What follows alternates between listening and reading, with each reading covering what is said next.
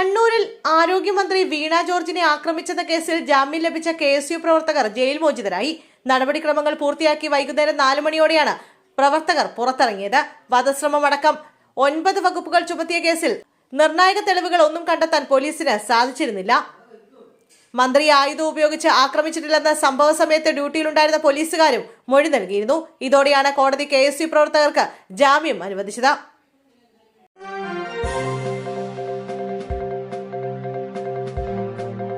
മുൻ MP രമ്യ ഹരിദാസിനെതിരെ പ്രതിഷേധവുമായി കോൺഗ്രസ് നേതാക്കൾ. രമ്യയെ ചിറയൻകീഴിൽ മത്സരിപ്പിക്കാനുള്ള നീക്കത്തിനെതിരെയാണ് പ്രതിഷേധം. കോഴിക്കോട് ജില്ലക്കാരിയായ രമ്യയെ ചിറയൻകീഴിൽ കെട്ടിയിറക്കാൻ ശ്രമിക്കുന്നുവെന്നാണ് വിമർശനം. വിഷയം ചൂണ്ടിക്കാട്ടി പ്രാദേശിക നേതാക്കൾ AICC നേതൃത്വത്തിന് പരാതി നൽകി. പട്ടികയിൽ ഇടം പിടിച്ചിരുന്ന അജിത് കുമാർ, ജീലീന, അനൂപ്, മനോജ് മോഹൻ എന്നിവരാണ് കേന്ദ്ര നേതൃത്വത്തിന് പരാതി നൽകിയത്.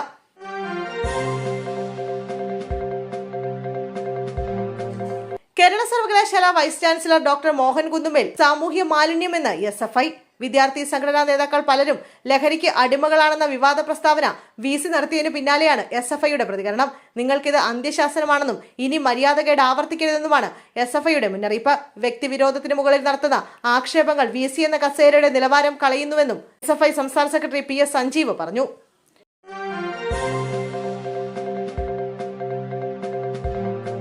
നഴ്സുമാരുടെ സമരത്തിൽ മധ്യസ്ഥ ചർച്ചയ്ക്ക് നിർദ്ദേശം നൽകിയ ഹൈക്കോടതി. ചൊവ്വാഴ്ച മധ്യസ്ഥ ചർച്ച നടത്താമെന്നാണ് കോടതിയുടെ നിർദ്ദേശം. മധ്യസ്ഥ ചർച്ചകൾ പൂർത്തിയാകുന്നതുവരെ സമരം പാടില്ലെന്ന് ഹൈക്കോടതി പറഞ്ഞു. ഹൈക്കോടതി മീഡിയേഷൻ സെന്ററിൽ നിന്നും മധ്യസ്ഥനെ നിയോഗിക്കുമെന്നും അറിയിച്ചു. ശമ്പള പരിഷ്കരണം ആവശ്യപ്പെട്ട സ്വകാര്യ ആശുപത്രികളിലെ നഴ്സുമാർ നടത്തുന്ന അനിശ്ചിതകാല സമരം 6ാം ദിവസത്തിലേക്ക് കടന്നിരിക്കുകയാണ്.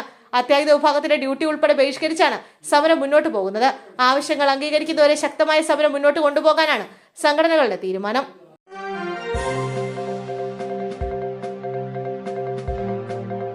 തിരുവനന്തപുരത്ത് വാർഡ് കൗൺസിലറെ ശുചീകരണ തൊഴിലാളി വീട്ടിൽ കയറി ആക്രമിച്ചെന്ന് പരാതി.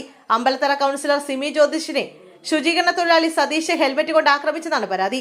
സിമിയാണ് ജാതി അധിക്ഷേപം നടത്തി ആക്രമിച്ചതെന്ന് ആരോപിച്ച് സതീഷും പരാതി നൽകിയിട്ടുണ്ട്. അമ്പലത്തറ കൗൺസിലറും BJP നേതാവുമായ സിമി സുരേഷിനെ ഇന്ന് ഉച്ചയ്ക്ക് 12:30 വീട്ടിൽ കയറി ആക്രമിച്ചെന്നാണ് പരാതി.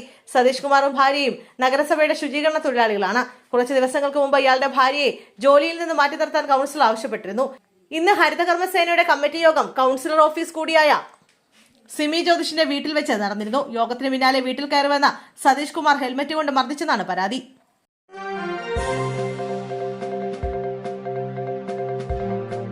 കേരളത്തിൽ ആദ്യമായി ഫോർവേഡ് ബ്ലോക്കിന് നിയമസഭാ സീറ്റ് അനുവദിച്ച UDF. കൊല്ലം ജില്ലയിലെ ചാത്തന്നൂർ നിയോജക മണ്ഡലമാണ് ഫോർവേഡ് ബ്ലോക്കിന് അനുവദിച്ചിരിക്കുന്നത്. ദേശീയ തലത്തിൽ ഇടതുമുന്നണിയുടെ ഭാഗമായ ഫോർവേഡ് ബ്ലോക്ക് കേരളത്തിൽ കോൺഗ്രസിനൊപ്പമാണ്. ഫോർവേഡ് ബ്ലോക്കിന്റെ ദേശീയ ജനറൽ സെക്രട്ടറി G ദേവരാജനാകും ചാത്തന്നൂരിൽ UDF സ്ഥാനാർത്ഥി. CPI തുടർച്ചയായി വിജയിക്കുന്ന ചാത്തന്നൂരിൽ കഴിഞ്ഞ 2 നിയമസഭാ തെരഞ്ഞെടുപ്പുകളിലും BJPയാണ് 2ാം സ്ഥാനത്തെത്തിയത്.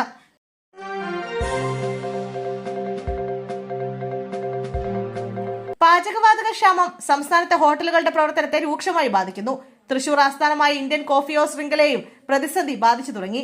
കോഫി ഹൌസിന്റെ പല ശാഖകളിലും 1-2 ദിവസത്തേക്ക് മാത്രമുള്ള പാചകവാതകം മാത്രമാണുള്ളതെന്നാണ് റിപ്പോർട്ടുകൾ. പാചകവാതകം സ്റ്റോക്ക് പരിമിതമായ സാഹചര്യത്തിൽ മെനുവിൽ ഉൾപ്പെടെ മാറ്റം വരുത്തിയിരിക്കുകയാണ് കോഫി ഹൌസുകൾ.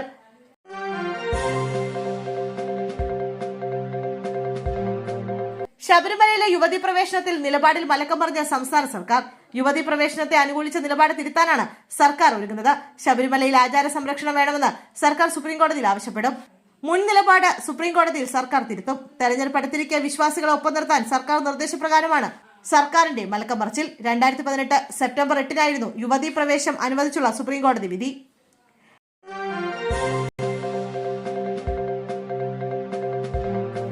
ദില്ലിയിൽ നിന്ന് അതൃപ്തനായി നാട്ടിലേക്ക് തിരിച്ച K സുധാകരൻ വൈകാരികമായ ഫേസ്ബുക്ക് പോസ്റ്റുമായി രംഗത്ത്. തെരഞ്ഞെടുപ്പിൽ മത്സരിക്കുന്നതുമായി ബന്ധപ്പെട്ട ഏറെ വിവാദങ്ങൾ നിലനിൽക്കുമ്പോൾ അത്തരം വിഷയങ്ങൾ ഒന്നും സ്പർശിക്കാതെ അതിവൈകാരികമായാണ് അദ്ദേഹം ഫേസ്ബുക്കിൽ കുറിപ്പ് പങ്കുവച്ചിരിക്കുന്നത്. കണ്ണൂർ എന്നതെന്റെ ഹൃദയരക്തമാണ്. കണ്ണൂരിലെ കോൺഗ്രസ് എന്നും എന്റെ മേൽവിലാസമാണ്. കല്ലിൽ നിന്നും, കത്തിയിൽ നിന്നും, അരിവാളിൽ നിന്നും, ബോംബിൽ നിന്നും തള്ളക്കോഴി കുഞ്ഞുങ്ങളെ ചിറകിനടിയിൽ സംരക്ഷിക്കുന്ന പോലെ ഞാൻ മുന്നിൽ നിന്ന് പൊരുതി സംരക്ഷിച്ച എന്റെ സഹോദരന്മാരെ കമ്മ്യൂണിസ്റ്റ് കാപാലികർ ഉപദ്രവിക്കുന്നത് കണ്ടു നിൽക്കാൻ എനിക്കൊരിക്കലും സാധിക്കില്ല എന്ന് അദ്ദേഹം കുറിച്ചു.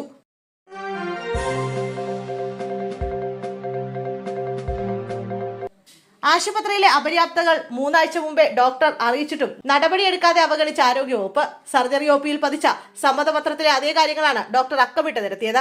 മെഡിക്കൽ കോളേജ് പ്രിൻസിപ്പൽ വഴി ആശുപത്രി യോഗത്തിലും പോരായ്മകൾ ചർച്ചയാക്കി. എന്നാൽ വകുപ്പ് മേധാവി എന്ന നിലയിൽ ഡോക്ടർ ശിവപ്രസാദിന് ഇത്തരം കാര്യങ്ങൾ പറയാൻ അധികാരമില്ലെന്ന് DMO നിലപാടെടുത്തു. ഡോക്ടർ എല്ലാം നേരത്തെ അറിയിച്ചിരുന്നുവെന്ന് ആശുപത്രി സൂപ്രണ്ടും സ്ഥിരീകരിച്ചിട്ടുണ്ട്. അതേസമയം കോന്നി മെഡിക്കൽ കോളേജിൽ അപര്യാപ്തകൾ ചൂണ്ടിക്കാട്ടി നോട്ടീസ് പതിച്ച സംഭവത്തിൽ സർജറി വിഭാഗം മേധാവി ഡോക്ടർ ശിവപ്രസാദിനെതിരെ നടപടിയുണ്ടായേക്കും. മെഡിക്കൽ കോളേജ് പ്രിൻസിപ്പൽ നൽകിയ കാരണം കാണിക്കൽ നോട്ടീസ് ഡോക്ടർ ശിവപ്രസാദ് കൈപ്പറ്റിയിരുന്നില്ല. തുടർന്ന് ഉന്നതതല നിർദ്ദേശപ്രകാരം ഇമെയിൽ വഴി നൽകുകയായിരുന്നു. രാജിവെച്ചു പോകില്ലെന്നും VRS അപേക്ഷ ആരോഗ്യവകുപ്പ് അംഗീകരിക്കും വരെ മെഡിക്കൽ കോളേജിൽ ആത്മാർത്ഥമായ സേവനം തുടരുമെന്നും ഡോക്ടർ ശിവപ്രസാദ് പറഞ്ഞു.